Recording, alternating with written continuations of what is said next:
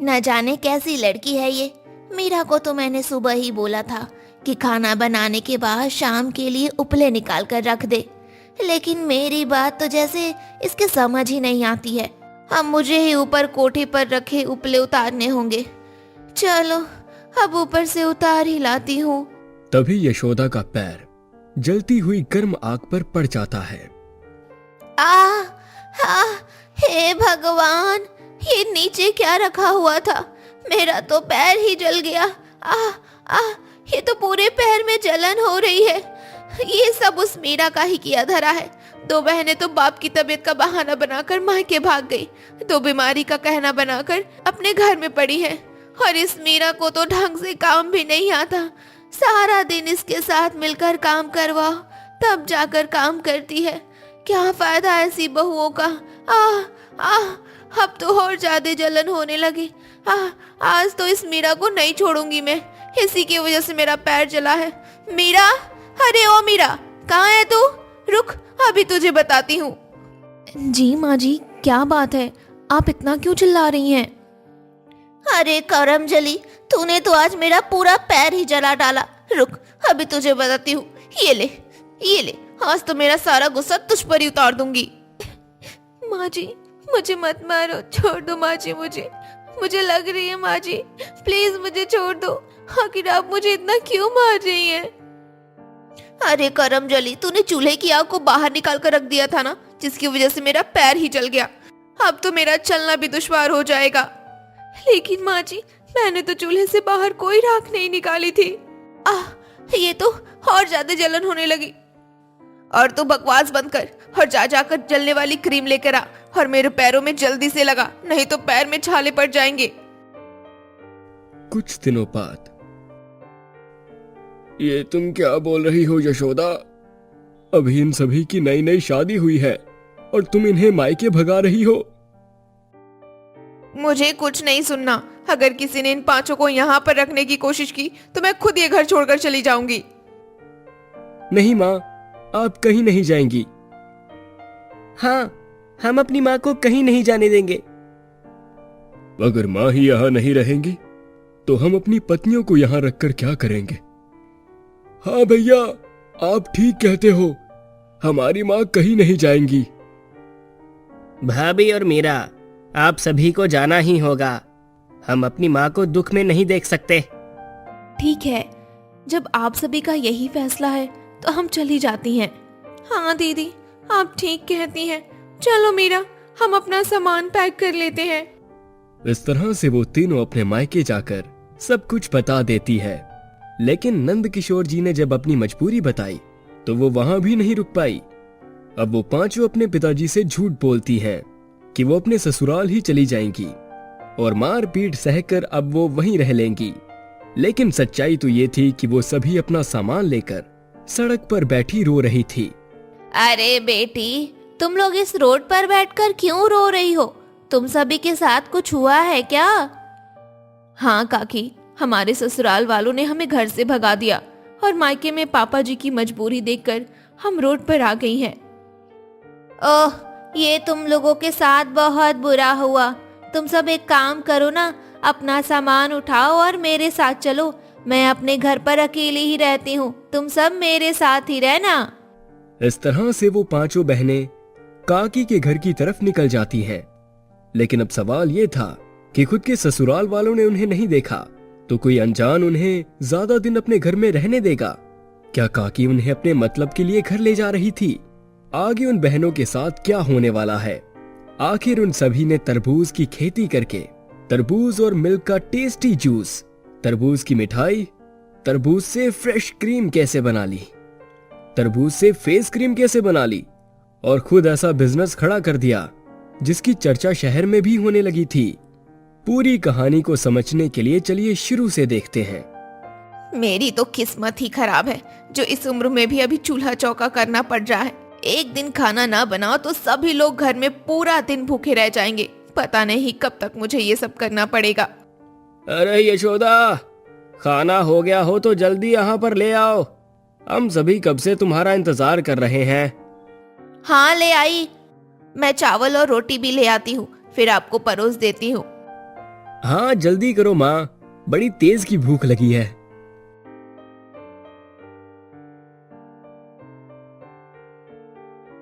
लो अब आराम से खाओ सब। माँ आप बीच में बैठ जाओ, फिर वहाँ हवा कर दो, इससे हवा सभी के पास जाएगी। ठीक है, तुम सब अब खाना खा लो। सच में यशोदा को अब उम्र के हिसाब से ज्यादा काम पड़ने लगा है। मुझे अब अपने बेटों की शादी के बारे में सोचना चाहिए। कम से कम इस घर में बहू आ जाएगी तो घर का सारा काम संभाल लेगी। मैं ऐसा करता हूँ, गरीब घर की लड़की देखकर सबसे पहले किशन की शादी कर देता हूँ, फिर एक बहू आ जाएगी तो यशोदा की दिक्कतें खत्म हो जाएंगी। पिताजी क्या हुआ, आप क्या सोचने लगे? वैसे माँ को अकेले ही सब करना पड़ता है, घर में एक लड़की तो होनी चाहिए जो माँ को आराम दे सके। देख बेटा, तू घर में सबसे बड़ा है तो मैं सोच रहा हूँ सबसे पहले तेरी शादी कर दूं, फिर बाद में सभी की होती रहेगी। जी पिताजी, जैसा आप उचित समझे। कुछ दिनों बाद नंदलाल जी नंदकिशोर जी के पास दूसरे गांव में उनकी बेटी के रिश्ते के लिए बात करने जाते हैं।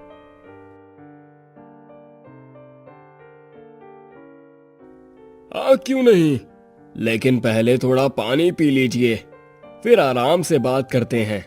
आगे पेड़ के नीचे खाट डाल रखी है, वहां बैठते हैं। ठीक है चलिए। अरे सीता बेटा, कटोरी में वो गुड़ तो लाना जरा।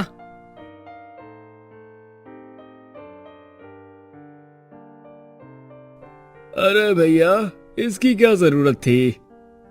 अरे कोई बात नहीं भैया, थोड़ा सा ही ले लीजिए। ये आपकी बड़ी बिटिया है ना? हाँ भैया। बेटी, चाचा जी को नमस्ते करो। नमस्ते चाचा जी। खुश रहो बिटिया। हाँ तो अब बताइए, आप कौन सी जरूरी बात करने आए थे? भैया, मैं अपने बड़े बेटे किशन के लिए आपकी सीता बेटी का हाथ मांगने आया था, अगर आपको एतराज ना हो तो। अरे ये तो हमारे लिए खुशखबरी की बात है, भला हमें क्यों एतराज होने लगा? आप भी किसान हैं, हम भी किसान हैं। अगर दोनों ही बराबर के हैं, हमें तो खुशी होगी आपके घर रिश्ता करके। लेकिन एक बात है। कौन सी बात? क्या आपको मेरा बेटा किशन पसंद नहीं? अरे नहीं नहीं, किशन बेटे को तो मैं अच्छे से जानता हूँ। तो फिर क्या बात है? देखिए, मैं चाहता हूँ मेरी 5 बेटियों की शादी एक साथ ही हो जाए। आप तो जानते हैं हम गरीब हैं, तो हर बार शादी का इंतजाम करना हमारे लिए मुश्किल है।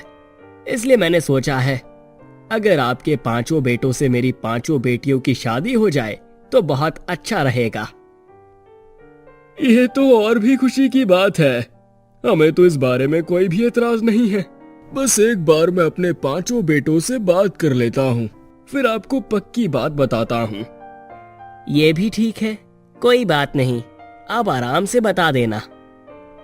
इस तरह कुछ समय बाद घर में पहुंचने पर सभी लोग मान गए। इसी के चलते नंदलाल के 5 बेटों की शादी हो जाती है। कुछ समय तक सब कुछ ठीक चलता है, लेकिन अचानक नंदकिशोर की तबीयत खराब हो जाती है। इसलिए नीतू और पूजा अपने ससुराल में बताकर मायके चली जाती हैं। इधर सीता और गीता भी गर्मी की वजह से बीमार पड़ जाती हैं, जिसके बाद अब खाली मीरा को पूरा घर का काम देखना पड़ता है। इसलिए वो अपनी सास से काम में मदद ले लिया करती थी। एक दिन अचानक, ना जाने कैसी लड़की है ये। मीरा को मैंने सुबह ही बोला था कि खाना बनाने के बाद शाम के लिए उपले निकाल कर रख दे, लेकिन मेरी बात तो जैसे समझ ही नहीं आती उसे। हम मुझे ही ऊपर कोठे पर रखे उपले उतारने होंगे। चलो अब ऊपर से उतार ही लाती हूँ। और तभी यशोदा का पैर नीचे जलती हुई गर्म आग पर पड़ जाता है। हे भगवान, ये नीचे क्या रखा हुआ था? मेरा तो पैर ही जल गया। ये तो पूरे पैर में जलन हो रही है। ये सब उस मीरा का ही किया धरा है। 2 बहनें तो बाप की तबीयत का बहाना बनाकर मायके भाग गई, 2 बीमारी का कहना बनाकर अपने घर में पड़ी है। और इस मीरा को तो ढंग से काम भी नहीं आता। सारा दिन इसके साथ मिलकर काम करवाओ, तब जाकर काम करती है। क्या फायदा ऐसी बहुओं का। आह आह, अब तो और ज्यादा जलन होने लगी। आज तो इस मीरा को नहीं छोड़ूंगी मैं। इसी की वजह से मेरा पैर जला है। मीरा, अरे ओ मीरा, कहाँ है तू? रुक, अभी तुझे बताती हूँ। उस दिन यशोदा ने मीरा के साथ मारपीट की और घर पर ही रह रही तीनों बहुओं को घर से बाहर निकाल दिया। मजबूर होकर नंदलाल और उनके बेटे कुछ भी नहीं बोल पाए। उधर मायके में भी नंद किशोर ने अपनी मजबूरी बताई तो सभी बेटियां ये झूठ बोलकर वहां से चली गई कि वो मारपीट सहकर ससुराल में रह लेंगी। लेकिन वो सभी जंगल की तरफ जाने वाली सड़क के पास बैठकर रोने लगी। तभी एक काकी उन्हें अपने साथ ले आई। देखो देखो बेटी, तुम्हारे साथ जो भी हुआ अच्छा नहीं हुआ, लेकिन अब तुम्हें परेशान होने की बिल्कुल भी जरूरत नहीं है। अब तुम मेरे खेत में काम करके मेरे यहाँ आराम से रह सकती हो। शुक्रिया काकी, आपने हमें सच में उस समय सहारा दिया है जिस समय हमारे अपने भी हमारे हालत नहीं समझ पाए। कोई बात नहीं बेटी, अब तुम थोड़ी देर आराम करके खाना बना लेना। आज के लिए तो राशन हो जाएगा, लेकिन कल तुम सभी बाजार से राशन ले आना और हाँ, मुझसे पैसे लेते जाना।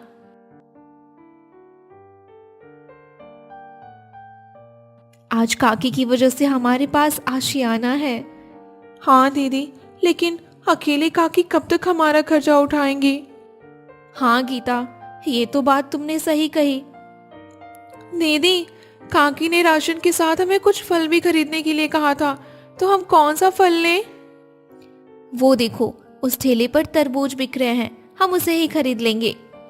वैसे दीदी, एक बात कहूँ, अगर इस तरबूज को आधा काट कर और आगे से कुछ दूरी पर ऊपर तक कटिंग कर दी जाए तो कुछ और ही तैयार हो जाएगा।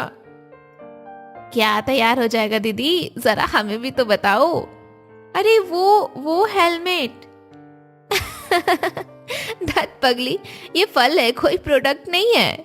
वैसे नीतू दीदी का आइडिया सही है। इस गर्मी में धूप से बचना है तो हेलमेट को ही पहन लो, फिर तो सर पर जरा सी भी धूप नहीं लगेगी। हाँ दीदी, आप भी ना बहुत ही मजाक किया हो। अगर हमने इसे पहन लिया तो लोग सिर्फ हमें ही देखेंगे। अच्छा बस मजाक बंद करो, समय हो रहा है ना।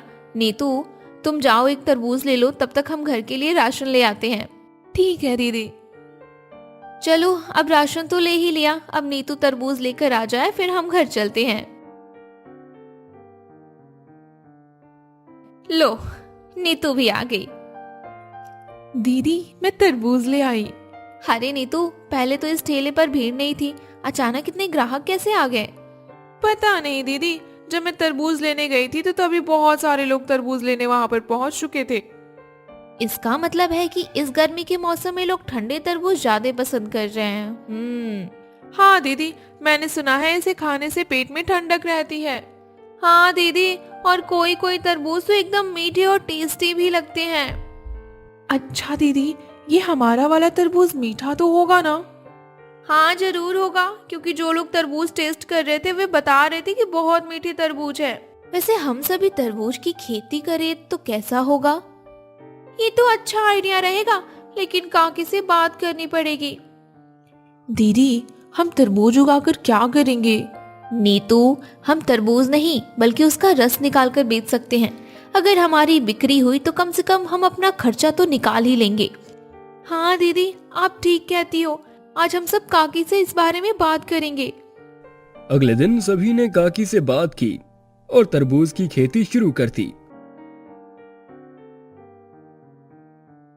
शुरू में सभी ने तरबूज का जूस बेचा, लेकिन जूस की उतनी कमाई नहीं हो पाई जितनी सभी ने सोची थी। एक दिन पांचों अपना ठेला साफ कर रही थी। अरे गीता, ये जो सब तरबूज के छिलके हैं ना, इसे रोड पर ही फेंक दो। ठीक है दीदी, आज हम इन छिलकों को यहीं पर फेंक देते हैं। अरे बहन जी, ये क्या कर रही हो? यहाँ पर इस तरह कूड़ा करना मना है। वो तो कोई पुलिस वाला ना था, नहीं तो सीधा चालान काट देता। सॉरी भैया जी। अच्छा सुनो गीता, और तुम सभी ठेले की सफाई कर लो, घर चलने के लिए तैयार हो जाओ। मैं ये छिलका फेंक कर अभी आई।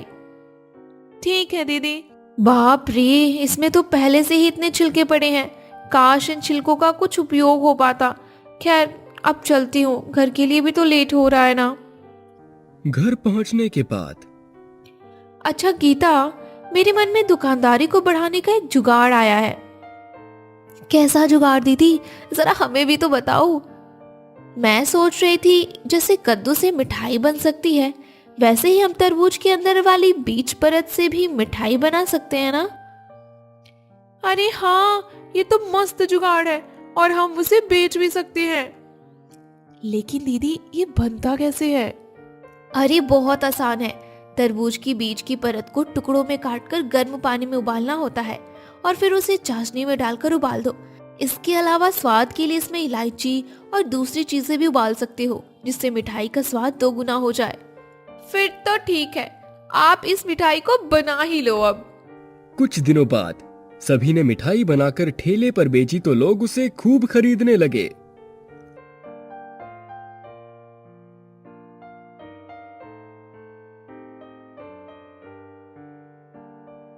वाह दीदी, आपने तो कमाल कर दिया। आपकी मिठाई बेचकर तो सच में हमारी थोड़ी बहुत कमाई बढ़ गई। वैसे आपकी तरह हमें भी कोई जुगाड़ पता चल जाए तो हम भी अपनी चीजें बनाकर बेच सके। हाँ, वो तो है। वैसे तुम भी अपना दिमाग लगा सकती हो, सोचने में कुछ जाता थोड़ी है। अगर तुम्हारे पास कोई आइडिया है तो बता देना। अच्छा दीदी, अब हम सभी खाना बना लेते हैं, फिर आराम से ठेला लेकर बाजार चलेंगे। दीदी, आज मेरा जाने का मन नहीं कर रहा, आप लोग चले जाना, मैं कल से चलूंगी। कोई बात नहीं गीता, आज तो आराम कर ले। अगले दिन सभी एक साथ ठेले के साथ घर आ जाती हैं, तो तभी उस गाय को देखती हैं। अरे, ये गाय कहाँ से आ गई? दीदी, ये गाय तो कल भी आई थी, मैंने इसे रोटी खिलाई थी। दीदी जरा ध्यान से देखो, इसका पेट थोड़ा सा बाहर सा निकला हुआ है। मुझे तो लगता है ये गर्भवती है। हाँ, बेचारी इस हाल में न जाने कहाँ कहाँ भटकती है। मेरा तो मन कर रहा है कि हम इसे अपने घर के पास ही रख लेते हैं। हाँ गीता, बस इसे घास पानी लाकर दे दिया करेंगे, कम से कम इसके बच्चे का तो पेट भर जाएगा ना। इस तरह से सभी ने उस गाय को पाल लिया। कुछ समय बाद उसके एक प्यारा सा बछड़ा पैदा हुआ और गाय भी दूध देने लगी। दूध को देखकर गीता के दिमाग में आइडिया आया कि अब वो ग्राहकों को तरबूज के रस में दूध, इलायची पाउडर, चाशनी और गुलाब की पत्तियां मिलाकर बेचेंगे। फिर क्या था, इस तरह से तरबूज के लिए भी ग्राहकों की भीड़ लग गई।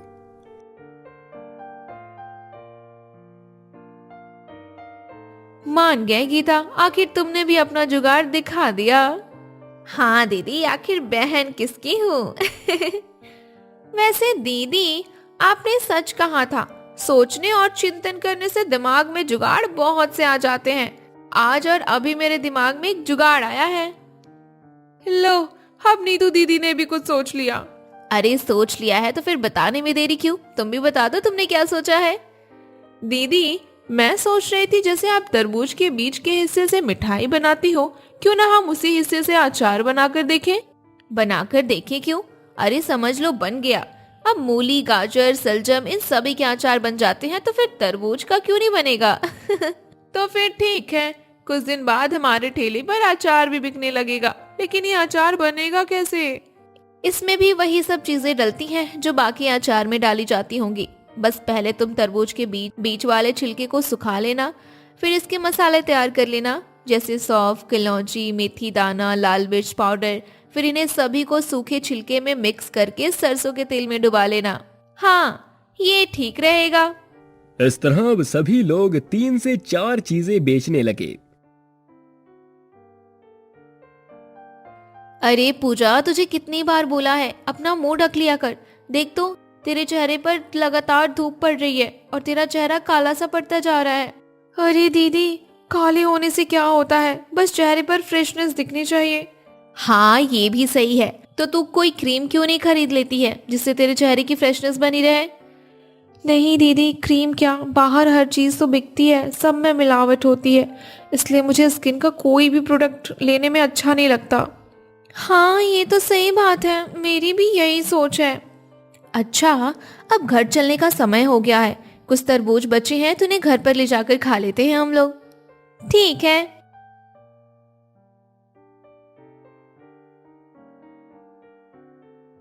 अरे आज तो मैंने बड़ा अजीब सपना देखा। मैं सपने में देख रही थी कि कोई मेरे चेहरे पर तरबूज को रगड़ रहा है। कहीं ये सपना कोई इशारा तो नहीं है ना?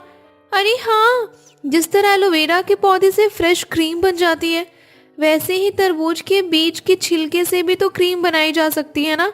पक्का तो नहीं पता, लेकिन कोशिश करने में क्या जा रहा है। लेकिन ये बनेगा कैसे? अगर वो सब चीजें जो फेस के लिए सही है उन्हें इसके साथ मिक्स करके लगाए तो हाँ, बन सकता है ऐसा ही। अरे पूजा, तेरा चेहरा तो बदला बदला लग रहा है, ये कैसे हो गया? चालाक लड़की हम सभी से बोलती है कि क्रीम नहीं लगाती और कुछ चोरी छिपे क्रीम लगा रही है। अरे नहीं दीदी, ये क्रीम नहीं है। अच्छा तो क्या है? ये नेचुरल खूबसूरती आ गई, वो भी धूप में काम करने पर। नहीं दीदी, बस आप सभी लोगों की तरह मेरा भी ये जुगाड़ है। मैंने तरबूज के छिलके को सुखाकर पीस कर उसमें बेसन, शहद, नींबू का रस सभी मिलाकर एक पेस्ट बनाया और उसे अपने चेहरे पर लगाकर टेस्ट करने लगी। रिजल्ट हमारे सामने है। अब तो हम इसे बेचने के लिए भी उपयोग कर सकते हैं।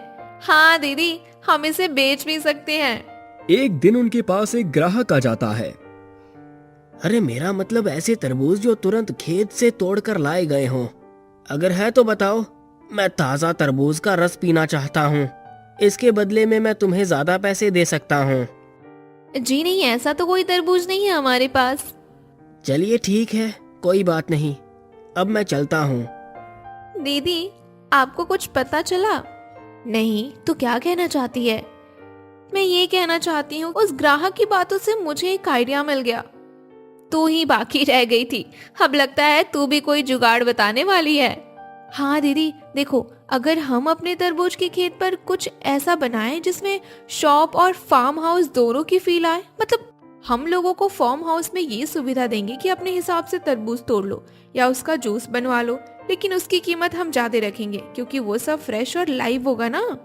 और उस शॉप का नाम होगा काकी वाटरमेलन फार्म हाउस। बहुत बढ़िया नाम है दीदी। इस तरह उनका फ्रेश फार्म हाउस का काम भी शुरू हो गया। वहां से उन्होंने बहुत पैसे कमाए। उन पांचों बहनों का नाम शहर में भी मशहूर हो गया। उधर नंदलाल के पांचों बेटे और उनकी माँ सब कुछ जानकर अपनी गलती पर शर्मिंदा होने लगे। इसलिए एक दिन वो काकी के घर आते हैं।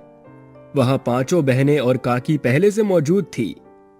सीता, हमें माफ कर दो, हमने तुम्हारे साथ बहुत गलत किया। हाँ गीता, हमने जो भी किया वो हमारी सबसे बड़ी भूल थी। नीतू, हमने बिना तुम्हारे बारे में सोचे सब फैसले एक साथ ले लिए। वो हमारी सबसे बड़ी गलती थी। मेरा बहू, उस दिन मैंने बिना सोचे जाने तुमसे बदतमीजी कर दी। बाद में मुझे पता चला कि चूल्हे की राख तो रुपेश ने आलू निकालने के लिए बाहर निकाला था। बहू, मुझे माफ कर दे। बस अब कोई कुछ भी नहीं बोलेगा। जब तुमने देखा कि ये पांचों लड़कियां अपने पैरों पर खड़ी हो गईं, तब जाकर पछतावा याद आ रहा है। मैं कहती हूँ तुम सब चले जाओ यहाँ से। शांत हो जाइए काकी, मैं इन सभी को अपनी गलती का एहसास हो चुका है ना। हमने शादी के समय अपने पतियों से मरते दम तक साथ रहने की कसम खाई थी। हम अब उस कसम को कैसे झुठला सकते हैं? वैसे भी हमारे जीवन में इनके अलावा कोई नहीं आ सकता, इसलिए हम सभी अपने पतियों और सासू माँ को माफ कर देती हैं। इस तरह से पांचों बहुओं ने अपने पतियों और सासू माँ को माफ कर दिया और उन्हें भी अपने परिवार में शामिल कर लिया। अब उन पांचों के पति भी उनके साथ हाथ बटाने लगे।